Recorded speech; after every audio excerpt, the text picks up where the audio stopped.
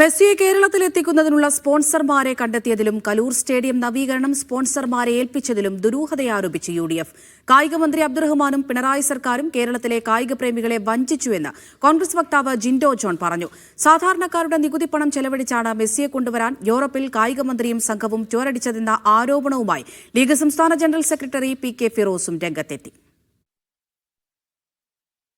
മുട്ടിൽ മരമുറി ഉൾപ്പെടെയുള്ള കേസുകളിൽ പ്രതിയായവരെ സ്പോൺസർമാരാക്കിയത് എന്തിനെന്നടക്കം അക്കമിട്ട ചോദ്യങ്ങളുമായി ഫേസ്ബുക്കിലൂടെയാണ് ജിൻഡോ ജോണിന്റെ പ്രതികരണം.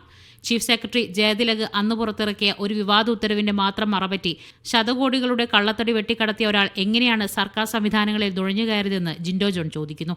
സ്പോൺസറെ തീരുമാനിക്കുന്നതിനുള്ള മാനദണ്ഡങ്ങൾ മെസ്സിയെയും അർജന്റീന ടീമിനെയും കേരളത്തിൽ കൊണ്ടുവരുമെന്നുള്ള വ്യക്തമായ ഔദ്യോഗിക ഉറപ്പ് പോലുമില്ലാതെ പ്രചാരണം നടത്തി കലൂർ സ്റ്റേഡിയത്തിൽ എന്തിനാണ് പണികൾ നടത്തിയത്?